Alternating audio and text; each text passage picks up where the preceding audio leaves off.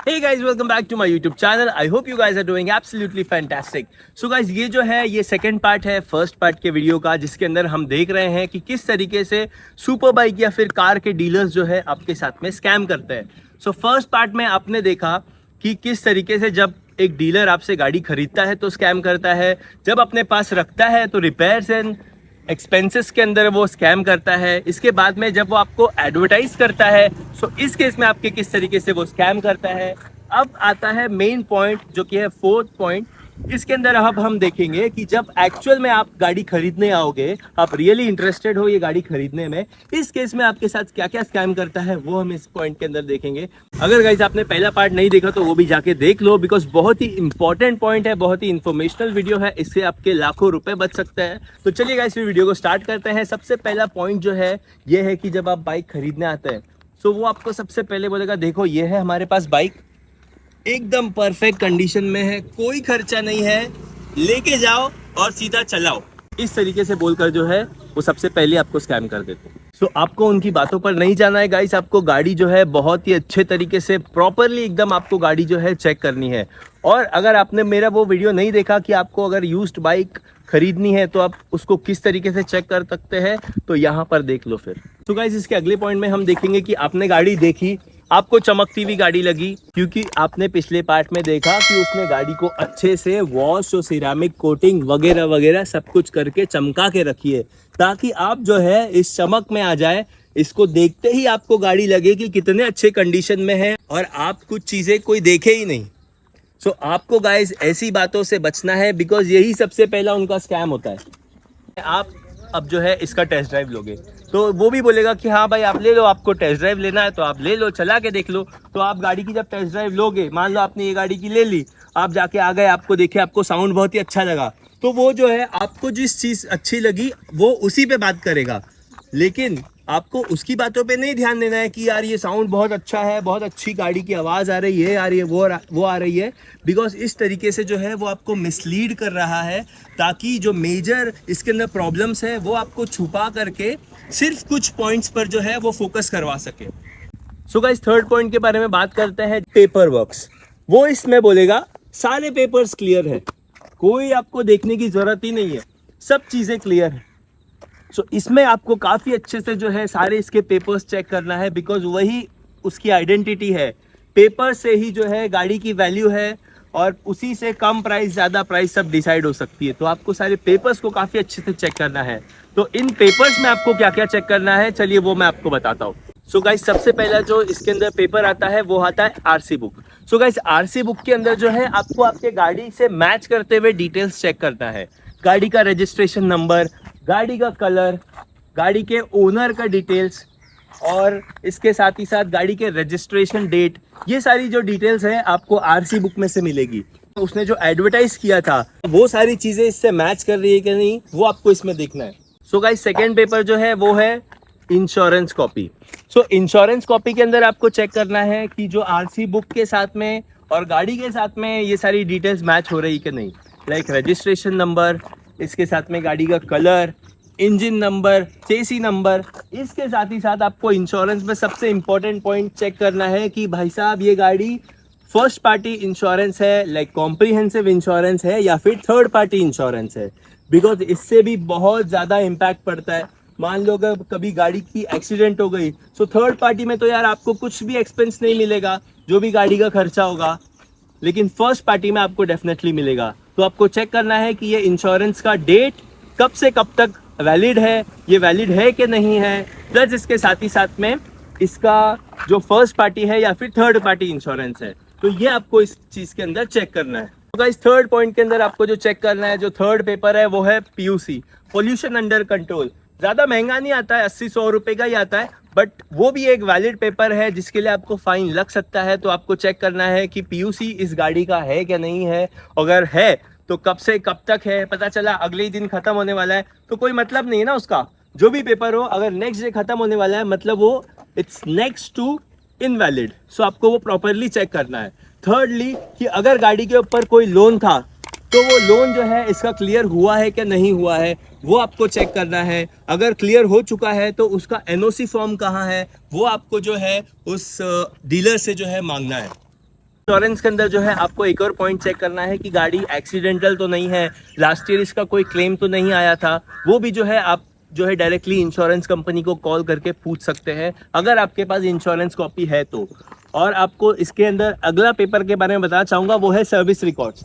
तो डीलर्स क्या बोलते हैं कि गाड़ी जो है कंपनी से सर्विस होकर आई है, हमेशा ऑथोराइज्ड जो कंपनी है वहीं से सर्विस हुई है। तो इसका क्या प्रूफ है गाइस? सर्विस जो बुक होती है उसके अंदर आप देख सकते हैं कि क्या ये रेगुलर वहीं से सर्विस हुई है क्या नहीं। अगर नहीं हुई है तो वहाँ से लास्ट डिटेल्स और डेट आपका मेंशन होगा, तो वहाँ से जो है आप सर्विस रिकॉर्ड्स इसका चेक कर सकते हैं। और इसके अगले पॉइंट के बारे में बताना चाहूँगा कि आप इसके अंदर जो है इसके फाइन भी आपको चेक करना होगा।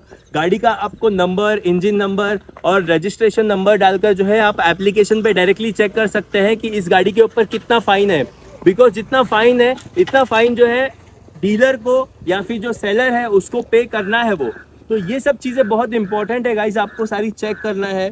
सो गाइज इसके अगले पॉइंट के अंदर जो है आपको चेक करना है कि भाई साहब ये गाड़ी के ऊपर कोई केस तो नहीं है। सो वो भी एक बहुत ही इंपॉर्टेंट पॉइंट है, जो लोग छोड़ देते हैं, चेक नहीं करते।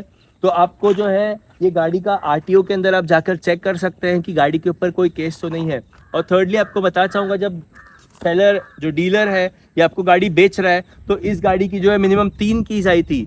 वो तीनों कीज़ गाइस बहुत इंपॉर्टेंट है, तो वो तीनों कीज़ आपको प्रोवाइड कर रहा है कि नहीं कर रहा है वो भी आपको जो है चेक करना है।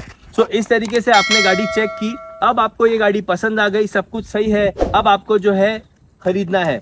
तो अब आपको नेगोशिएट करना है, वो जितना भी प्राइस बोल रहा है आपको ऑब्वियसली नेगोशिएशन का भी एक स्कोप होता है, डीलर्स रखते ही है उतना। किस तरीके से नेगोशिएट करना है ये मैं आपको बताऊंगा। तो नेगोशिएशन में क्या होता है गाइस कि सबसे पहले जो है आप गाड़ी लेने आ रहे हो, आपको पता होना चाहिए कि इस गाड़ी का मार्केट वैल्यू क्या है, क्योंकि ये यूज्ड बाइक है, इसके कितने ओनर्स हैं, ये कितना किलोमीटर चली है, और साथ ही साथ जो है इसके अंदर एग्जॉस्ट कैसा लगा हुआ है, ये सारी चीज़ों का मार्केट वैल्यू आपको पता होना ही चाहिए। गाड़ी लेने से पहले जो है आपको ये चेक कर ही आना है कि मार्केट में दूसरे डीलर क्या रेट में गाड़ी प्रोवाइड कर रहे हैं। सेकेंडली आपको जो है इसमें ज़्यादा इंटरेस्ट नहीं दिखाना है, बिकॉज अगर आप ज़्यादा इंटरेस्ट दिखाओगे तो बंदा पैसा कम नहीं करेगा। तो अपने एक्साइटमेंट को, अपने इंटरेस्ट को थोड़ा कम रखो। एक फेयर नेगोशिएशन होना चाहिए। मान लो अगर उसने 5 लाख की प्राइस बोला है, आप 2.5 लाख बोल के आ जाओगे तो ये कोई नेगोशिएशन नहीं होता है। अगर आपको सही में गाड़ी लेना है और आप उसमें इंटरेस्टेड हो तो उस तरीके से आपको प्रॉपर नेगोशिएशन करना पड़ेगा। ज़्यादा भी स्कोप नहीं होता है नेगोशिएशन के अंदर। कोई डीलर जो होता है मैक्सिमम 5-10 हज़ार रुपये कम करते हैं, ज़्यादा नहीं करते हैं। बट आपको ट्राई करना है कि मैक्सिमम से मैक्सिमम जितना भी पैसा इसमें कम कर सके, आपको पूरी कोशिश करना है कि इसको कम कर दे। और गाइज अगर आप कुछ आइडेंटिफाई करते हैं कि गाड़ी के अंदर कुछ प्रॉब्लम है तो आप उसे बोल सकते हैं कि ये गाड़ी के अंदर जो है ये प्रॉब्लम है, तो आप उसे सॉल्व करके दे दो, या फिर उतना जो है आप प्राइस कम करके भी ले सकते हैं। अगर आपको नहीं आता कि यार प्रॉब्लम आइडेंटिफाई कैसे करते हैं गाड़ी के अंदर, तो मैंने वो वीडियो बनाई है जिसके अंदर आप यूज्ड बाइक के अंदर आप किस तरीके से जो है चेक कर सकते हैं लेने से पहले, वो आप वीडियो देख सकते हैं। सो उसके थ्रू आपको पता चल जाएगा कि इस गाड़ी के अंदर क्या क्या प्रॉब्लम है, तो वो जो है आप चेकआउट कर सकते हैं। तो नेवर टेक इंस्टेंट डिसीजन इस रिगार्डिंग, बिकॉज यार लाखों की बात है, कुछ हल्की फुल्की चीज़ नहीं आप खरीद रहे हो, लाखों पैसे डाल रहे हो। तो प्रॉपरली अपने घर पे जाए, सुकून से सोचे, दूसरे ऑप्शंस भी देखे और इसके बाद में जो है अपना डिसीजन ले कि आपके रेंज में और आपको कौन सी अच्छी बाइक मिल रही है, उस तरीके से जो है अपना डिसीजन ले। सो आप जो है आप आपने डिसाइड कर लिया है कि आपको ये गाड़ी लेनी है। अगर आप कैश पे लेते हैं तो वेल एंड गुड, लेकिन अगर आपके पास कैश में पैसे नहीं है, अगर आप लोन पे गाड़ी ले रहे हो, सो लोन के अंदर क्या क्या होता है ये मैं आपको अभी बताता हूँ। अब अभी लोन अप्लाई कर रहे हो और डीलर के थ्रू, सो आपको इसमें क्या ध्यान देना है कि सबसे पहले जो है वो उसने एडवर्टाइज में आपने देखा होगा कि एकदम लो रेट ऑफ इंटरेस्ट पे जो है आपको बाइक दे रहा है। क्या वो एडवर्टाइजिंग वाली डिटेल जो है अभी इस वक्त वो मैच कर रही है कि नहीं, वो आपको देखना है। जैसे कोई बोलते हैं कि बहुत ही एकदम अनबिलीवेबल रेट्स बोलते हैं, जैसे कि बिल्कुल 6% पे आपको मिल जाएगा, बिल्कुल 5.5% पे मिल जाएगा। उसकी रियलिटी क्या है, क्या वही रेट में आपको वो प्रोवाइड कर रहा है कि नहीं, फर्स्ट ऑफ ऑल आपको उससे क्रॉस चेक करना है। सेकेंडली बताता हूँ कि जैसे डीलर्स के पास जो है मैक्सिमम उनके पास इन हाउस में लोन प्रोवाइड करते हैं वो, जो कि अराउंड 7-8-9% पे जो है वो व्हीकल लोन देते हैं। तो उसमें आपका अच्छा बेनिफिट है। अगर आप पर्सनल लोन लेते हैं तो गाइस 14-15% डिपेंड करता है, बैंक टू बैंक इतना रेट ऑफ इंटरेस्ट लगाते हैं। सो बेस्ट आपके लिए यही होगा कि आप जो है 7 to 8% वाला जो व्हीकल लोन होता है, आप उसे अप्लाई करें तो क्या होगा कि उसमें आपके पैसे काफ़ी बच जाएंगे। कभी कभी क्या होता है गाइस कि अपना जो क्रेडिट स्कोर होता है तो यार थोड़ा सा ख़राब होता है, ऊपर नीचे होता है। सो इस केस में इन लोग किस तरीके से स्कैम करते हैं कि ये लोग बोलते हैं कि यार आपका क्रेडिट स्कोर थोड़ा ख़राब है तो आपको जो है थोड़ा हाई इंटरेस्ट देना पड़ेगा, मतलब रेट ऑफ इंटरेस्ट थोड़ा सा बढ़ जाएगा। और इस तरीके से जो है वो रेट ऑफ इंटरेस्ट बढ़ा के जो है गाइस आपसे उतने ही पैसे वसूल लेते हैं। तो इनका जो टाई अप होता है इन हाउस, जैसे मैंने आपको बताया कि इन हाउस ही इनके बैंक के साथ टाई अप होता है, वहाँ से ये लोन प्रोवाइड करते हैं। और बैड क्रेडिट स्कोर पे भी जो है कुछ कुछ लोग गाइस दे देते हैं लोन। सो इस तरीके से आपको पहले ही देखना है कि आपका क्रेडिट स्कोर क्या है और कितनी फैसिलिटी आपको मिल रही है। अगर आपको ऑप्शन मिलता है कि अगर आप बाहर से भी आप इसे उसी बैंक के थ्रू आप लोन ले सके व्हीकल लोन, तो आपको वैसे भी ट्राई करना है कि बाहर से बैंक डायरेक्टली कितने का लोन दे रही है और यहाँ पे लोन आपको जो डीलर दे रहा है वो क्या रेट ऑफ इंटरेस्ट में दे रहा है। तो ये आपको जो है बरोबर से चेक करना है। तो कभी कभी क्या होता है गाइस कि डीलर आपको प्रॉमिस कर देता है, जैसे आपने ये गाड़ी देखी, आपने बुक कर दी, ठीक है, बुकिंग का अमाउंट जो था 4-5 हज़ार का, वो जो है उसने ले लिया, बोल दिया कि हाँ चलो सर मैं आपके नाम पे जो है ये गाड़ी बुक करके रख देता हूँ। लेकिन इस केस में कभी कभी क्या होता है कि उसको एक दूसरी जगह से अच्छा ऑफर आता है, ज्यादा पैसे आते हैं, तो वो क्या करता है कि वो उसको बेच देता है, बिकॉज उसकी प्रॉफिट वहां पे ज्यादा हो रही है तो वो वहां पे उसको निकाल देता है। सो ऐसे भी जो है अपने लोग डीलर्स जो है प्रोमिसेस नहीं निभाते हैं। सो इस केस में आपको पहले से ही सारे इंतजाम करने कि आपको अगर कैश पे लेना है तो आप आ जाओ, पहले डाउन पेमेंट कर लो, फिर प्रोसेसिंग में जितना टाइम लग जाए चलेगा। लेकिन गाड़ी इस तरीके से जो है सिर्फ और सिर्फ बुकिंग अमाउंट पे आपको छोड़कर नहीं जाना है। अगर काफ़ी रेयर गाड़ी है और काफ़ी अच्छी आपको लगी है तो उस केस में जो है आप ट्राई करें कि आप मैक्सिमम उसको पेमेंट दे, ताकि बाद में जो है वो उसको बड़ा भी ऑफर आए तो वो उसे रिजेक्ट ना कर पाए। सो गाइज ये तो बात हो गई कि लोन पे अगर आप गाड़ी लेते हैं तो, लेकिन अगर आप कैश पे लेते हैं तो उस केस में आपको किस तरीके से ध्यान देना है ये मैं आपको बताता हूँ। मान लो आपको ये गाड़ी जो है पसंद आ गई, अब आपने जो है इसकी बुकिंग अमाउंट दे दी। सो इसके अंदर भी बहुत एक कैच होता है गाइस कि आपको देखना है कि ये जो बुकिंग अमाउंट है ये रिफंडेबल है कि नहीं। अगर आप गाड़ी कल के दिन कोई और आपको पसंद आ जाती है, ठीक है, आपको ये गाड़ी नहीं लेना है, इससे बेटर आपको डील मिल रही है, तो जो है आप ये बुकिंग अमाउंट जो दे रहे हो, जो भी 5,000 10,000 रुपया, ये रिफंडेबल है कि नहीं। वो डीलर तो ये नहीं बताएगा कि ये बुकिंग अमाउंट रिफंडेबल है या नहीं, इसलिए आपको इसमें प्रॉपरली चेक करना है। अगर आपका मन कभी कैंसिल हो गया गाड़ी करने के लिए तो आपको जो है पूरे पैसे मिल जाएंगे और आप वही अमाउंट जो है दूसरे गाड़ी में लगा सकते हो। और गाइस भले ही आपको लाइक आपने ऑनलाइन में देखा, इंस्टा पे देखा, रील वगैरह पे देखा, गाड़ी आपको पसंद आ गई, सो कभी भी आपको जो डील है गाइस फ़ोन पे नहीं करनी है। फ़ोन पे पैसे ट्रांसफ़र कर दिए, फ़ोन पे गाड़ी चेक कर लिए, ऐसे बिल्कुल भी नहीं करना है गाइस। क्या पता गाड़ी के अंदर क्या क्या प्रॉब्लम हो सकती है। आप लाखों रुपए डाल रहे हो यार, थोड़े कम पैसे थोड़ी है कि कुछ भी ले रहे हो, आप लाखों रुपए डाल रहे हो। अपना टाइम निकालो, जाके गाड़ी देखो, बरोबर से चेक करो, हर चीज़ चेक करो, पेपर वर्क चेक करो, गाड़ी की कंडीशन चेक करो, ओवरऑल सारी चीज़ें जो है आप चेक करके ही अपना डिसीजन लो। कभी भी जो है गाइस फ़ोन पे डील क्लोज मत करना अनलेस एंड अनटिल आपका ट्रस्टेड बंदा ना हो। अगर आप फ़ोन पे अगर आप उसे पेमेंट करते हैं तो मेक श्योर कि आप उससे बिल ले ले या फिर जो भी है उसके पास में एक सॉफ्ट कॉपी इनवॉइस ले ले, बिकॉज इससे क्या होगा कि आपके पास भी एक रिकॉर्ड रहेगा कि आपने बैंक ट्रांजैक्शन उसको किया है, एंड सेकेंडली उसकी तरफ से भी जो है आपको एक डॉक्यूमेंट मिल जाएगा कि हाँ भाई उसको भी ये अमाउंट रिसीव हुआ है।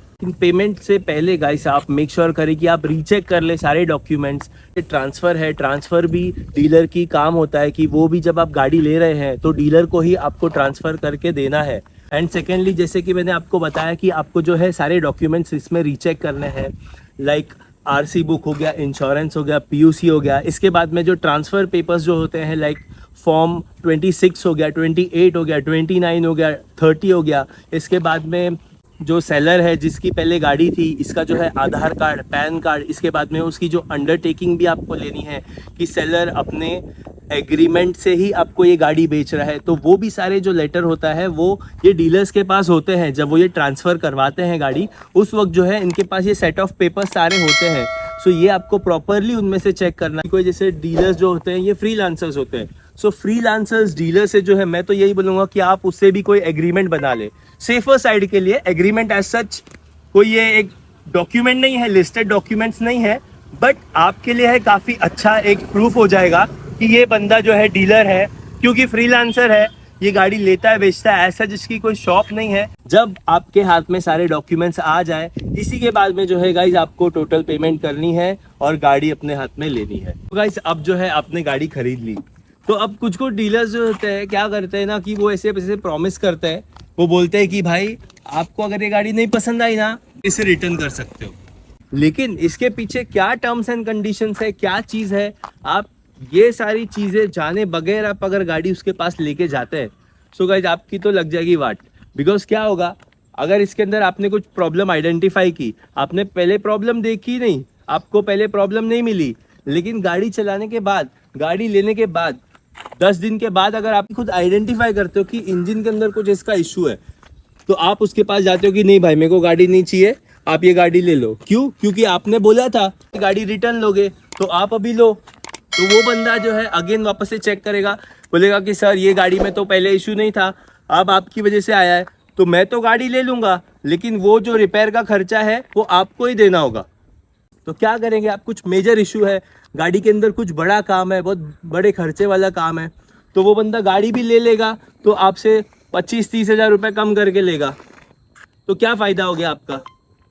तो ऐसे स्कैम से जो है गाइज आपको बचना है, आफ्टर सेल स्कैम इसे जो कहते हैं। ऐसे में आपको जो है गाइज पूरी तरीके से सारे टर्म्स एंड कंडीशंस को चेक करना है, कितने पैसे इसमें रिफंड होंगे, कितना % नहीं होगा, क्या क्या वियर एंड टियर, आपको सारी चीज़ें गाइज आपको देखना है।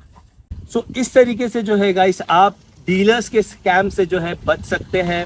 और बस यही है गाइज, आपको थोड़ा सा ध्यान देना है, ज़्यादा एक्साइटेड नहीं होना है, बस सारे पेपर्स, गाड़ी को अच्छी तरीके से चेक करना है, बस, और कोई कैच नहीं है इसके अंदर। ये जो वीडियो है ये हमने 2 पार्ट में बनाई थी, जिसके अंदर आपने देखा कि जब डीलर किसी से खरीदता है तो उस वक्त क्या स्कैम करता है, अपने पास में रखता है तो रिपेयर्स एंड सर्विसेज में क्या स्कैम कर सकता है, इसके बाद में जब वो एडवर्टाइज करता है अपनी गाड़ी को तो क्या स्कैम कर सकता है, इसके बाद में नेक्स्ट पॉइंट में, नेक्स्ट पार्ट के अंदर आपने ये देखा कि जब बंदा आप गाड़ी खरीदने आते हो तो उस वक्त आपके साथ में क्या क्या स्कैम हो सकता है, इसके बाद में आप जब लोन करवा रहे हो तो लोन के अंदर क्या क्या स्कैम हो सकता है, एंड थर्डली अगर आप कैश पेमेंट करते हो तो उसमें क्या क्या रिस्क हो सकते हैं, गाड़ी बेचने के बाद में आपके साथ क्या क्या स्कैम हो सकता है। तो ये सारी चीज़ें जो है हमने इस 2 पार्ट के वीडियो में कवर की है गाइज। आई होप कि ये वीडियो आपको पसंद आया होगा। मैं ऐसे नहीं बोल रहा हूँ कि हर एक डीलर इस तरीके की प्रैक्टिस करता है, बट ऐसे काफ़ी लोग हैं